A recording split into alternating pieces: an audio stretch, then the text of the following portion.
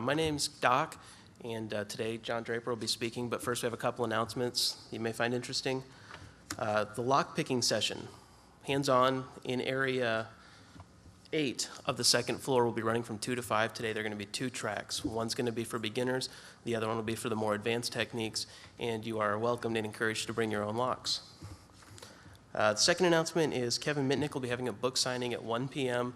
in the area just outside of room A. So if you've seen the table set up there, he'll be right next to it. He'll be signing copies of his new book, which just walked out of the room. There it is.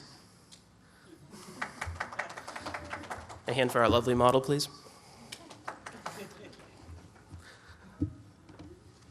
All right. Our speaker today needs no introduction, but does need access to the mic. So I'll just talk while we do this. This is John Draper, known to most people as Captain Crunch. He is the 13th employee of Apple Computers. He created the modem for Apples.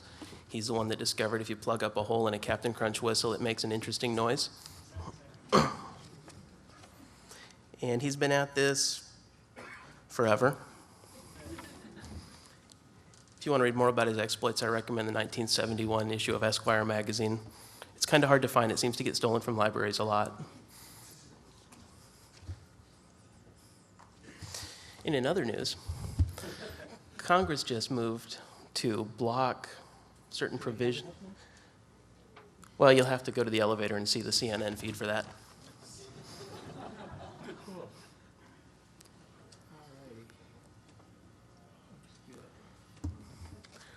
All right, the topic for today is where did all that spam come from?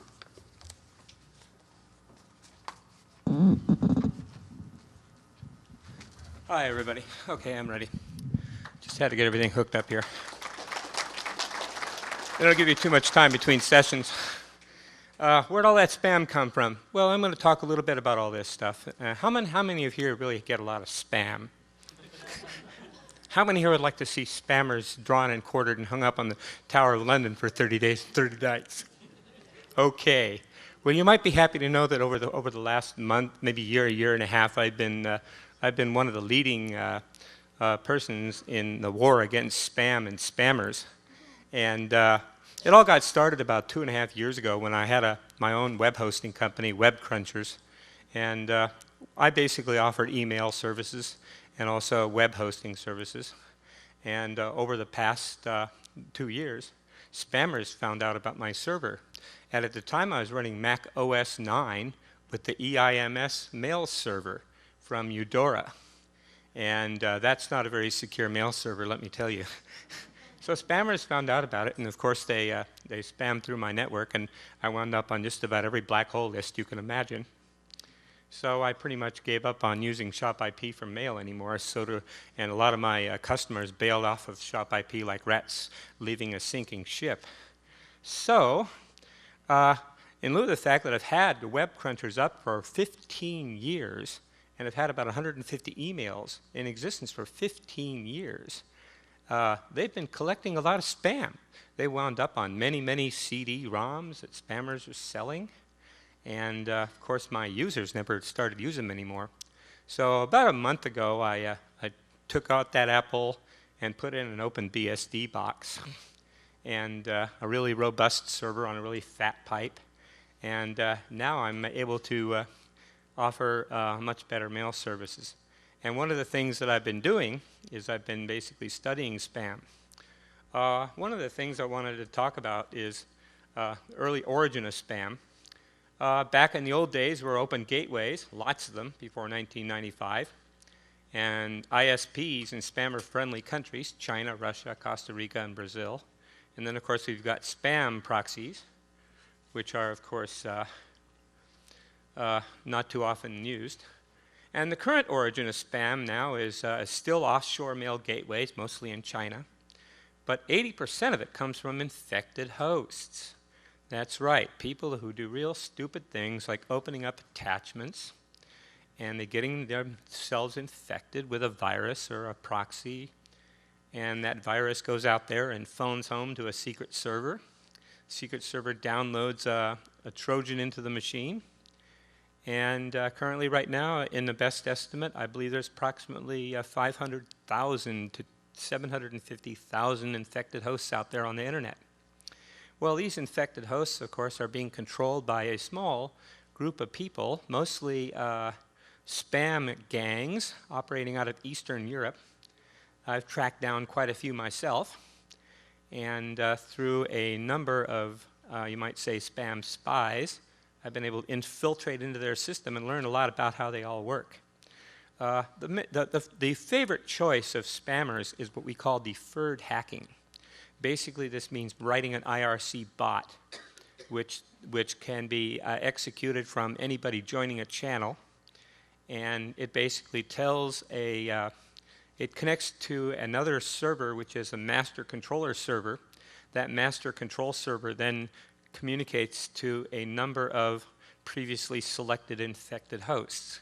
They don't like to use these infected hosts all at once. They use them a little at a time in the hopes that they won't be discovered. So they're usually turned off. A lot of the more sophisticated spammers and hackers who use these infected hosts use a rather interesting way of hiding the fact that the machine is infected. And this is done through what they call the knock-knock principle. The way this works is, normally the listener is turned off, so when you do a port scan, they don't show up. It's totally invisible. However, if you send it a series of specially crafted pings with special port numbers in a certain sequence, well, guess what? You open up a port, the listener activates, and you now can control that proxy. That then becomes a master controller proxy. It then controls all the rest. So it's almost virtually impossible to catch this kind of level of spamming and hacking. And these are how all the DDoS attacks have happened as well. Does anybody have a question? Oh, okay. So let's talk a little bit, yeah. Does this affect only people who have high-speed internet or any machine? Mostly high-speed internet users are mostly the ones that are prone. People that leave their machines on all the time and they have DSL or cable modem and they do really dumb things. They leave their machine on and they don't patch their machine. And then there's this new recent virus problem with the IE Internet Explorer where you visit a website and you're infected just by visiting a website. So, I mean, there's lots and lots of ways that these things can be infected. Let's talk a little bit about spamming in general. First thing is the chain of responsibility. Let me kind of explain that. A company has a product to sell. The company contacts some type of mass marketing company. The mass marketing company basically outsources their work to smaller companies or resellers, and they maintain and monitor their own list, or they can also get a list from the actual company if that company has a website, and if they have a website that has a website that basically asks for people for information, for product information. They say, well, if you want product information, fill out this form and we'll send you something. And they'll often think that if somebody's interested in a product, that yeah, they'll go ahead and add that person to the mailing list. These are clean mailing lists, by the way. And these are people that are already opted in. And then, of course, they pass this on to the mass marketing company, which outsources it to other people who then actually do the spamming. And the marketing company can be anywhere. In most cases, it's in China, sometimes in Eastern Europe. And so basically, the selling company is already 2 levels removed from the spammer, making it really difficult to nail the spammer. And the best way is to go after the spamvertised website owners and the beneficiary of the spam. The mail trail pretty much is a dead end. To trace the mail headers and find out where the spam comes from, you can pretty much guess it's going to come from some infected host. And that's about as far as you're going to get. And of course, the ISPs are not going to tell you who that is because they've got privacy policies they have to respect. Spamvertised websites also have no contact information, but they often have 800 numbers or forms page for sucking in suckers that want to buy whatever they're going to hawk out and sell. Registered domain contact info is often false and bogus, so you can't really use the domain ownership and the whois to find the location of a spammer. Most of the domains that end in .biz are often in Costa Rica, and often these registrars that register these domain names don't really give a hoot about whether the information is accurate or not. So that's really not a good way to track it down. But the best way is follow the money trail. Yes, go out and buy one of these things that they sell. look at your bank statement afterwards, find out what the bank is, contact the bank, claim fraud, do whatever you have to do to get the information, and pass it on to the authorities. And you can pretty much get really close to the spammer that way. And if they ship something to you, you can also follow the shipping trail. Look at the shipping label on your package, find out where it was shipped from. Okay, spam gangs. Yeah, I run into these guys. Spam gangs are an interesting lot. To give you an idea, let me see if I can show you a sample mail here in my spam to investigate folder. And while that's doing its thing, I'm going to go back over here to my presentation and go back to that later.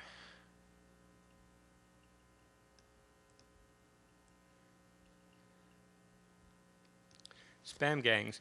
Well, I found spam gangs basically by accident. One of the interesting things that I worked on is when I send out an email to anybody that I know, I have a hash code built into the email. Like instead of my email being crunch@shopip.com, my email really is crunch9364@shopip.com. That 9364 is a random unique number that's assigned when I compose a new message to somebody. So if I send a message to somebody for the very first time, they get assigned a number that uniquely identifies them. So when they send a mail back to me, I know where it came from. If he goes off and tattletales and tells somebody else what my email address is, and that person starts using my email, I can trace it back to the original person that I gave the email to. If a spammer finds out where my email address is, well, I know exactly who gave that email address out, and I could go after the person and say, shame on you for doing that. Well, here's something else that I've done.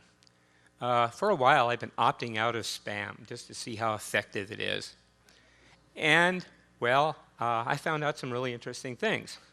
I found out that, yes, indeed, sometimes opting out does work.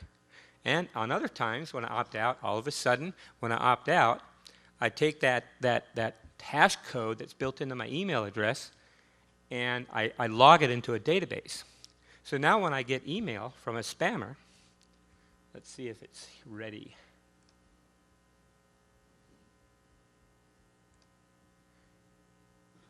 I think my email is kind of messed up for some reason or another.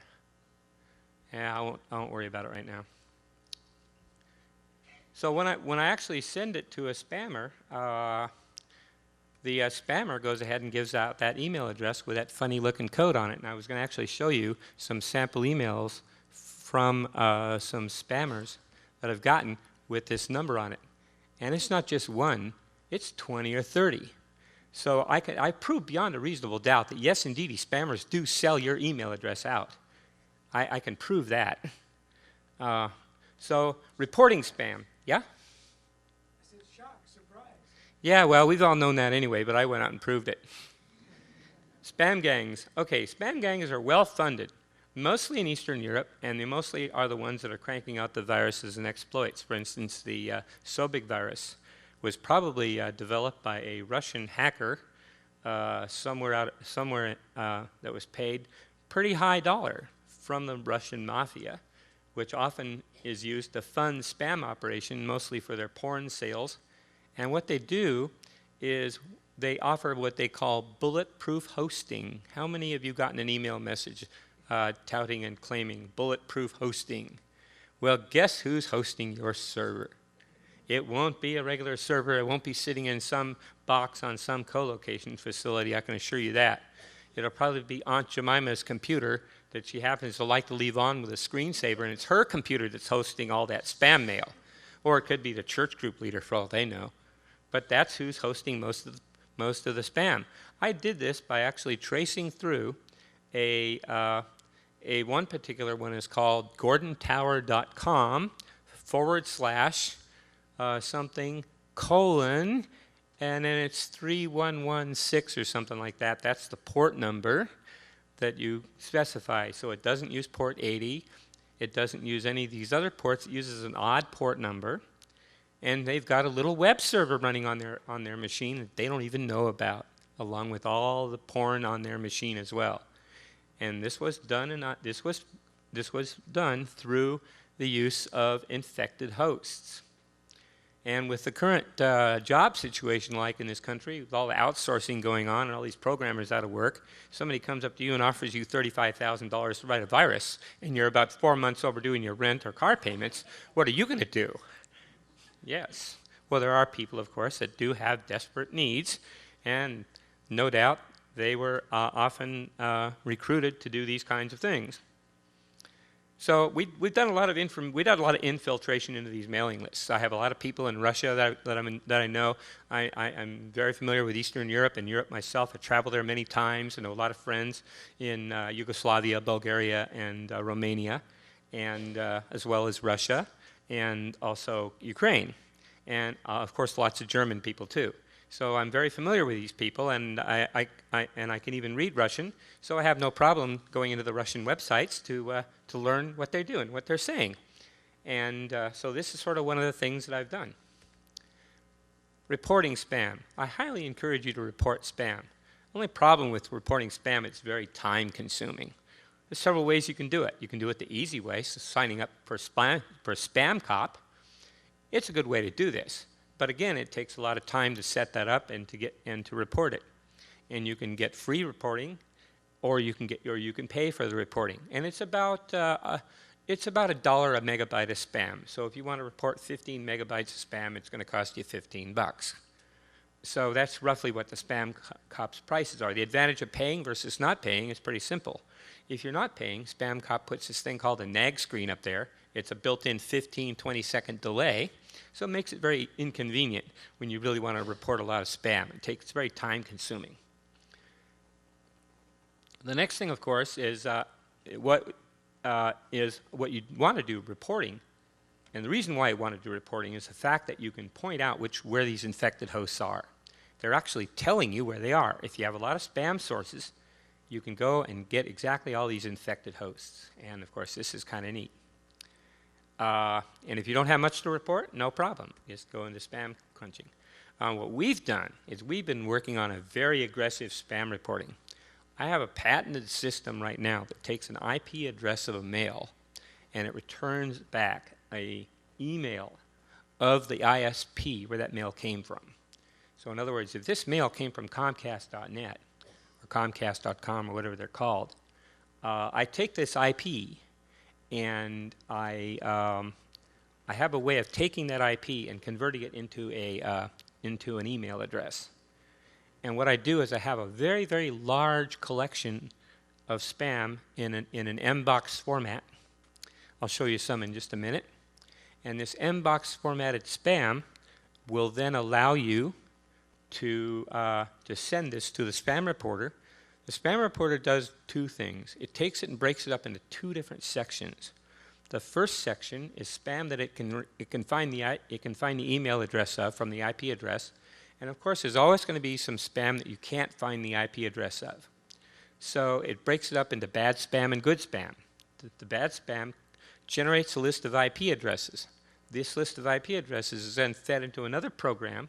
It goes out there and does a whois on the database for that IP address. And it generates a file not unlike this file right here. If I bring it up real quick. Let's see. We go to my database. And it would look something like this. This particular file here has an IP block followed with the appropriate email address where to send the spam from. And this is generated in a very cool way. It's automatically generated, of course. It does a whois, determines the IP block by reading the objects out of the whois record. It does a really good job of trying to guess whether there's an abuse contact or not. If there isn't abuse contact, it assumes there's one, goes out and actually tries to make an email connection to abuse, and it sends a little probe message. The probe message is something to this effect. Hi, we're getting spam from your network. We would like to know if this is the right place to send it. And they'll come back with a report, and if they come back with a report, they want that I know that this is a good email. Very often, of course, I get bogus email addresses because we go in with Aaron, Apnic, and the likes of these other registry systems. You'll find that the information in there is often outdated and old. So what the spam reporter does, it actually will send a report to the thing. So let me, for instance, go through here and I'll find, let's say, AppNick. Here's one down here. This one, 061.066, info@appnick.net. That right there is got, that IP address has got bogus whois information. But when I say info@appnick.net, what it does, it sends a bogus whois report to the appnick.net and requests a tracking number. So it automatically does this. So whenever there's a spam, it can't determine what the IP address is. It does that. Now, if it's a big IP block, I can also go through the Looking Glass server and extract information on the upstream provider, and I could hassle them if I really want to. So this is sort of what the database sort of looks like in one form or another. Okay, going back to my slides.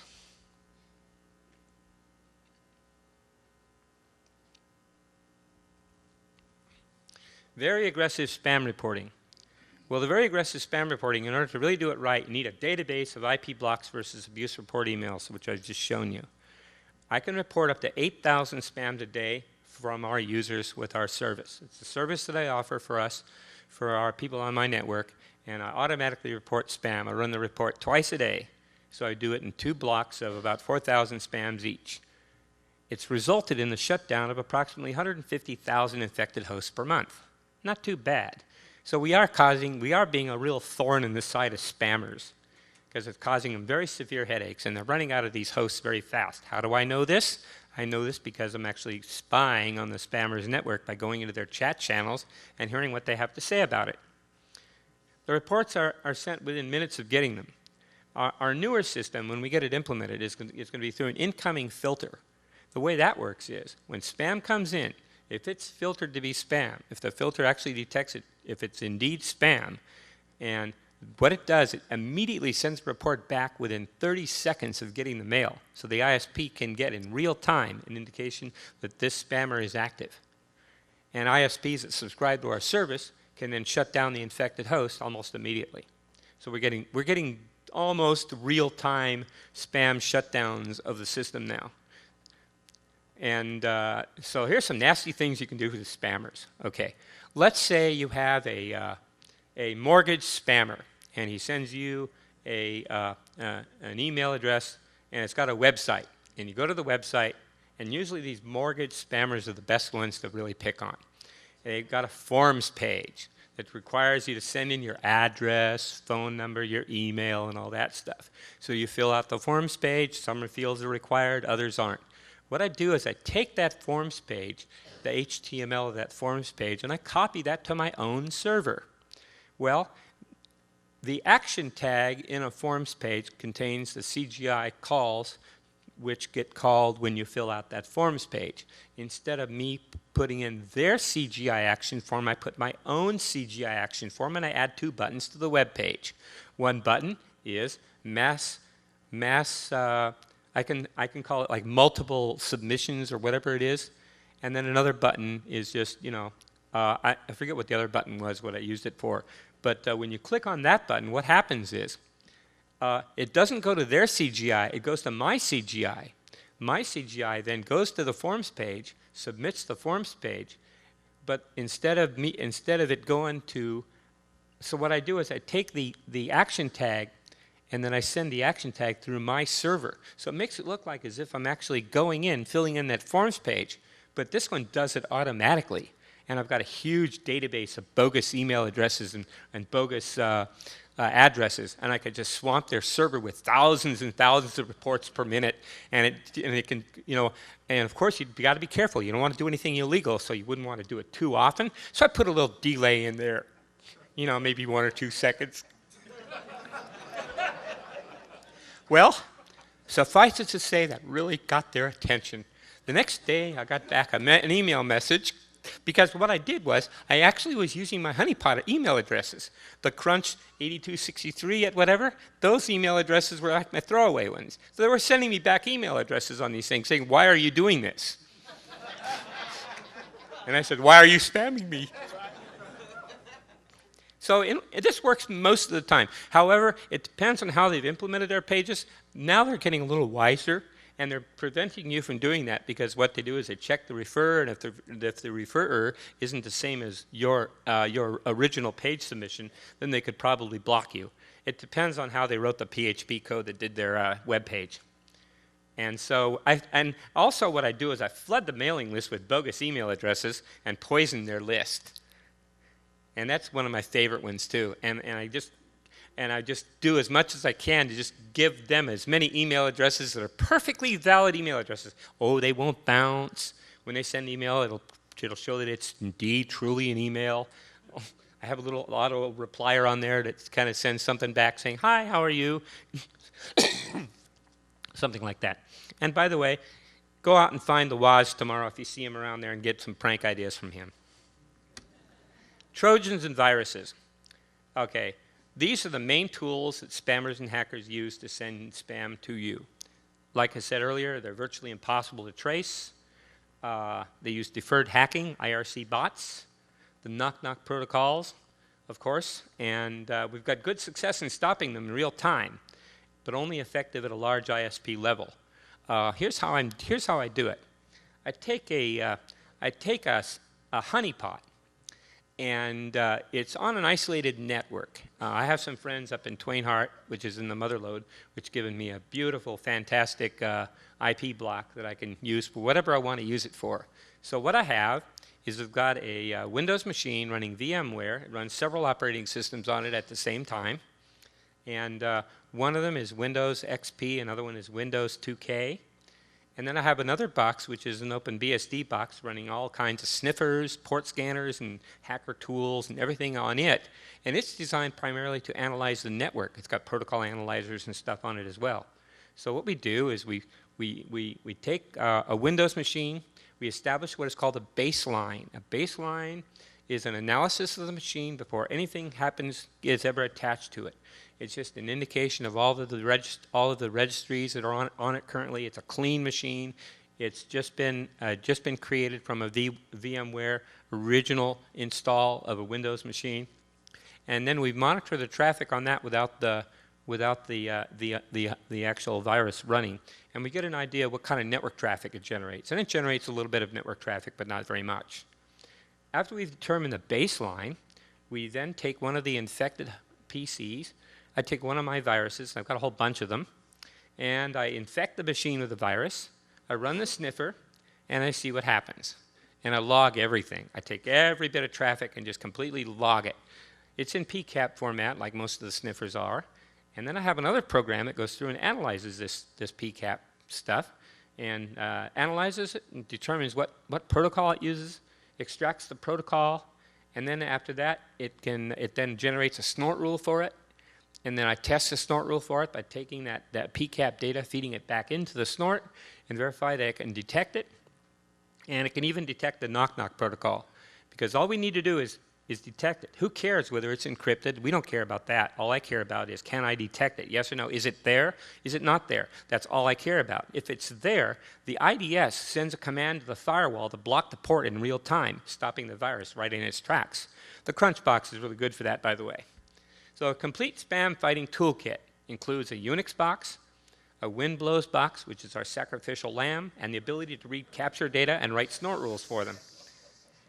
And with this, you can go out there and analyze viruses and all kinds of neat things. And the production network, this is a network that you're going to be using for your web server, your services, whatever you're going to use, your company's network. You'll need an IDS, snort. You'll need the snort output coupled to a firewall. Again, the Crunchbox does all that for you. But it's not very hard to write a script that'll take a snort output and control the firewall. You've got to be careful, though. You only want to do this on certain ports. You don't want to just be switching off turning on your firewall for things that aren't necessary, of course.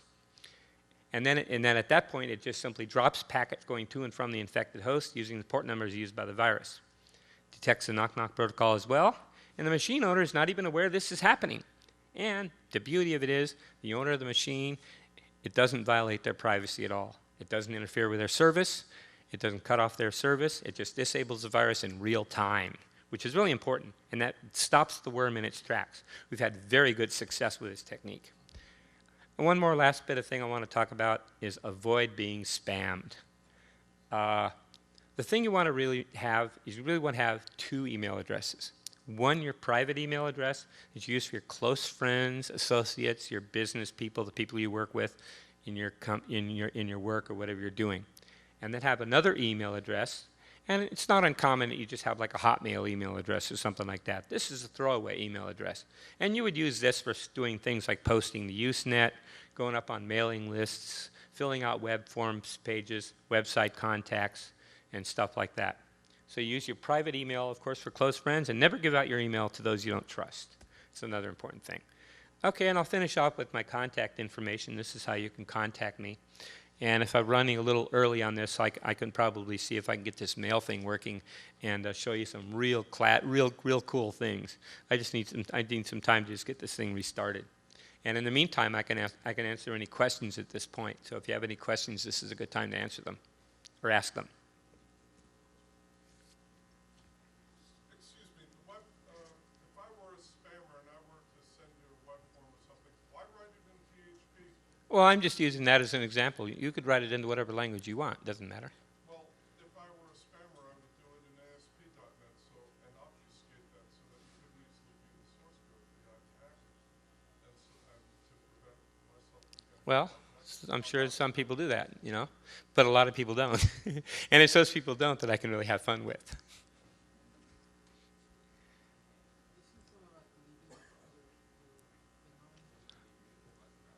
What's that? What were you saying? Yeah, go ahead. You in the middle there. When you say reporting spammers to the authorities, do you just mean the abuse emails and whatnot? Exactly. I don't report them to the authorities.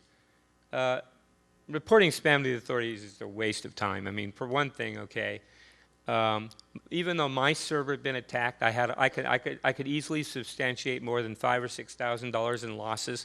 I have tried to report it to the authorities, but guess what? There's not equal justice for all anymore in this country. Unless you're Microsoft. If I was Microsoft, I could probably get the attention of the FBI. But I have tried many times to file reports, and I have not been able to do it. Yeah. Have you thought about the potential for abuse of this? Have you thought about the potential for the abuse of this sort of thing? Absolutely, and this is one of the reasons why I'm not. Taken down by someone with a grudge who just forged a spam Absolutely. for me and sent it on to spam cop, and you know, I had to hear from my upstream. Absolutely, and I have very, very formal thoughts on that. Let me tell you how I'm going to be dealing with that. Well, number one is I'm not going to be releasing this to the public, number one, only because it does have a lot of potential for abuse. If your girlfriend's email is in that spam pot ready to send out spam, you can best bet your tweet dippy that her email address or email address will be hosed by the internet service provider. I have, in early testing, have overlooked some email messages that should not have been in there. Yes, indeed, I have had people's internet services interrupted, and it has caused some problems. Yes, that is a problem. However, I have a way around to make it as easy as possible for somebody to do that.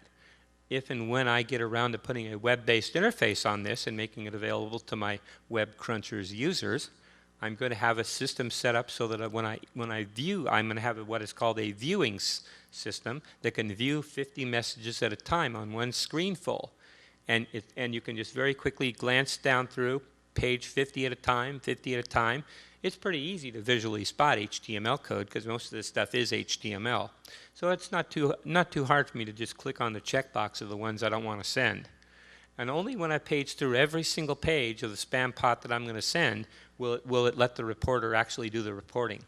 So yeah, there is a definite means of abuse. Yeah. Yeah, two things. When you say turn off your DSL, if I have DSL, do you think I should just turn off the DSL modem? I mean, I turn off my computer, but just turn off the DSL modem. Is that what you're saying? Oh, absolutely. If you're not using your DSL modem, why leave it on? You know, a lot of people just don't bother because they know that they can be on forever and not have to pay any extra. They don't bother to turn their machine off. They just leave it on. Or if you have like a Netgear router and you hook it up to your DSL, you know, unless you turn your router off, you know, normally you just leave it on all the time. You have your little subnet inside your house. More than one person can use it. I mean, that's pretty common. Let's see if I can get this mail started again. For some reason or another, my mail program has not really been functioning correctly. been going really weird. Any thoughts on the popular use of services like Spam Gourmet and Mailinator, and also on mail filters spam filters as a defense against spam? Yeah. We work with spam filters. I mean, we have a Bayesian filter, plus one of my partners is working on a really, really good filter. But the only problem is this good filter is extremely slow. I mean, it's infinitely slow. So I'm not really sure how accurate it is, but I can tell you this, that after filtering 250,000 messages, not one message was ham. And ham is my definition of something that's not spam. So it's very, very good, actually. Yeah. I have a question about the opposite of what you've been talking about. I get barrages of bounce messages from spam that's being sent out using some of my domain name. Right. They're hijacking your email address is what they're doing. I don't know what to do about that. Yeah, that's often referred to as a Joe job, and this happens. This happens a lot, and there's not really much you can do about it, except identify where the mail comes from and shut the host off that's sending you that bounce. That's probably the best thing you can do at this point.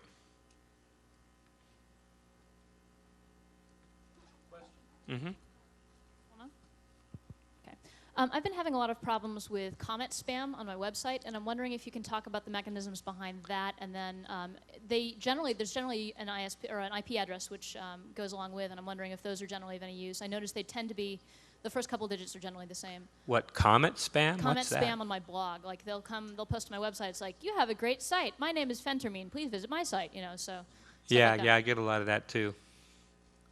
And I'm just wondering if you know, like, how are they finding my site, and is there any way to sort of block them from getting there? What's that? I'm not exactly sure what you can do about that. What's that? Well, there's several ways around it. I mean, you know, you can if it's coming in from a single source, a single IP block, you can just simply, you know, block email coming from that IP block. You know, just block it by IP address. Yeah. I have a question. 2 months ago, I came across one of those websites that generate fake email addresses, and every time you hit refresh, they look legitimate. Could you comment if you think those are effective? Fake email addresses. Yeah, just, you know, it was like a random generator at so-and-so, .com, .net, .org. They got their uses. I would use that, for instance, if I were to like fill out a forms page, and if I was interested in something, but I really didn't want these guys to spam me, I would also use it if I were, let's say, want to post something to Usenet. I would use something like that. If I can read mail from that, that would be what you would use these things for. It's the same thing as getting yourself a Hotmail account. Anybody else? Yeah. You. Yeah. Do you believe that perhaps a new protocol could be developed for sending mail that would prevent spam from happening? Well, that would be really nice. That would be real nice, but let's try to keep Microsoft out of it, shall we? Yeah.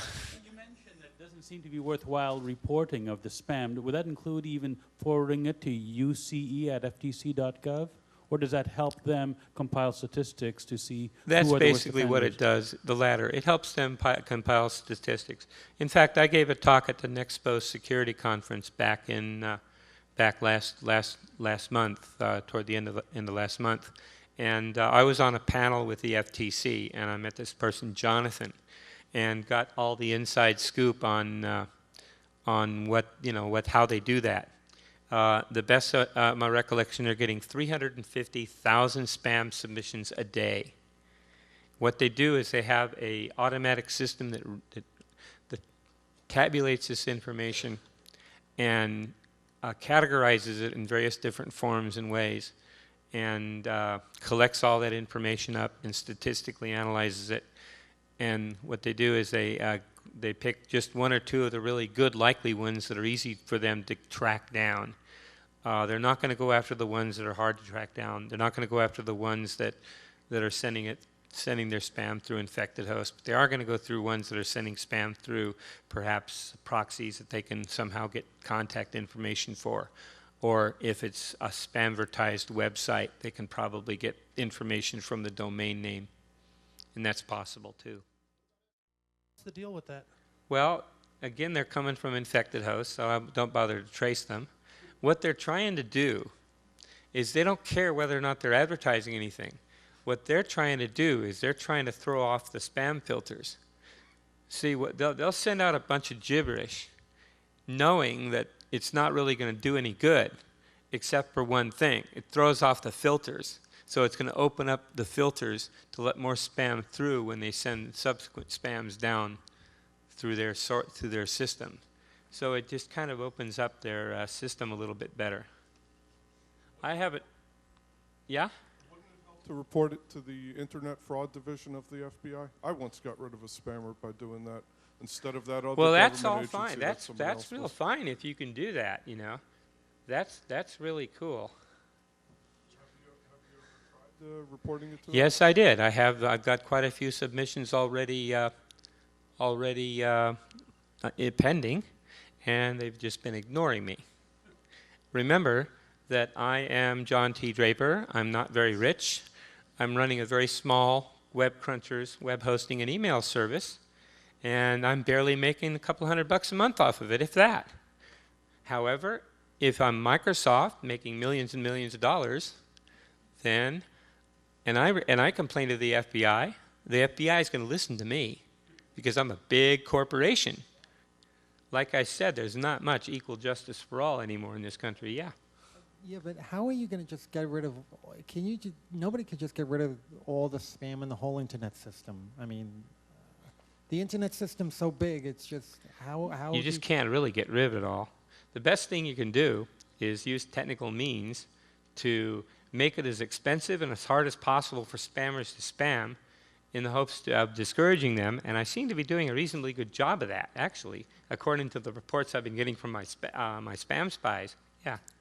I had a question about following the money trail. Obviously, you can't really do anything with the authorities to these companies since they're completely outside of their jurisdiction, out of this country in the Middle East, in Eastern Europe, where you can't really touch them. Is there anything being done to boycott the companies that patronize them? I mean, you have companies that use these marketing services that end up spamming. Is there any kind of boycott list of all these URLs where people could find out if somebody was either knowingly or unknowingly patronizing a spammer so that you could avoid doing business with them? Not to my recollection. However, that would be a good little project that somebody could take on, is to do that. You know, you'd have to have a credit card. You have to have a little bit of disposable cash at hand to try to buy these things. But buying these things could also serve another bit. Well, it could serve a bad purpose and it can serve a good purpose. The bad purpose is you're buying from a spammer, and that encourages spamming. We want to try to discourage people from buying from spammers altogether, because then once spammers realize that, hey, they're not making any more money, they're not selling anything because nobody's buying anything, maybe they'll stop. Well, that's not going to be likely.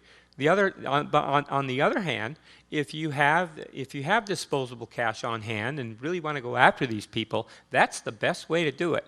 Because number one, you're going to get a statement from your financial institution, your credit card company, on just exactly who processed that credit card. You can contact your bank, and that information is public. Once you've contacted the bank, then you can contact that bank and say, hey, this is a fraudulent transaction. And I know, because I've had an e-commerce account with ShopIP back in just before the .bomb days took me out. And what happened was they're very, very sensitive about what they call chargebacks. You know, they'll hit you really hard with fees up the wazoo if you charge something back. A chargeback means you have to return an item that they're not satisfied with. And if you let that bank know in certain terms that, hey, these people are fraudulent, yeah, they're going to do something about it. And to me, that's the best approach that I can suggest people to take. But again, it takes somebody with disposable cash to do that. I'm not one of those persons. Yeah. Yeah. Yeah. Exactly. Right. Well, what I do is I take a message and I evaluate each of the words in the message. How many of these words are in the dictionary and are English language words? The less number of words that's in the English dictionary that's in the dictionary, the more likely it's going to be a spam. And my threshold is very, very low. So if there's just 1 or 2 words in there that are not in the English dictionary, it's considered spam, and so it automatically gets classified. It doesn't go through any other filters. I've got a 3-filter system. The first filter, what it does is it takes and UU decodes the message into English. Okay? The next thing it does, it strips out the HTML tags that are often used to confuse the filters. You know, it puts in these BRs and all these HTML angle bracket tags in the middle of a word. So if it says VI and then there's an angle bracket, SP angle bracket A, another angle bracket, you know, and these things are embedded in the message. What I do is I take all that out and I turn it into a more of an Englishy type of a word. Then I feed that to the Bayesian filters. And I'm getting about 96 to 98% filtering. Really good. And spammers can't get past that anymore because I just filtered that out before I do that. This is called pre-filtering, and I highly recommend that you do that. And all it takes is just writing a little routine that goes in there and analyzes the body of the message and looks for things like HTML tags. If it's an HTML tag, it's probably going to be spam. And all I have to do is tell my friends, never send me mail in HTML, and you're going to be just fine. So let me find now an email address here of some, let me go by date. I think I'm better. I'm going to try to pick one here that's got a, one of those email addresses. Let's see here. Nope, that's not one. I got enough of them here that I can certainly find. Just kind of pecking at random here. What I'm actually looking for is I'm actually looking for a message with the with that hash code that I've got. Unfortunately, Mac's iMail is so slow and such a pig. I never did like it. How are we doing time-wise? 1 minute. Okay, let me take 1 or 2 more questions and I'll end it. Yeah, go ahead. I was wondering what server you're using on BSD now, and have you tried anything like Spam Assassin? Am I trying?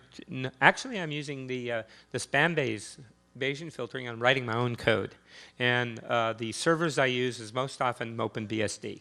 That's my server of choice because of its security. What? Yeah, I use SendMail. Mostly I just use SendMail. I don't bother too much with actually mail coming in. But when I get my new system built in, I'm going to be implementing my own MTA. And I've already got parts of it implemented. I'm actually going to be developing that in Twisted Python. My language of choice is Python. And Twisted Python's got a very, very wonderful way of handling these things. And I have absolute total control over how mail comes in using Twisted Python. And it's very fast, and it's also designed for multiple mails coming in at the same time. Totally asynchronous and all that. I think I'm about out of time, folks. I want to thank you very much for attending.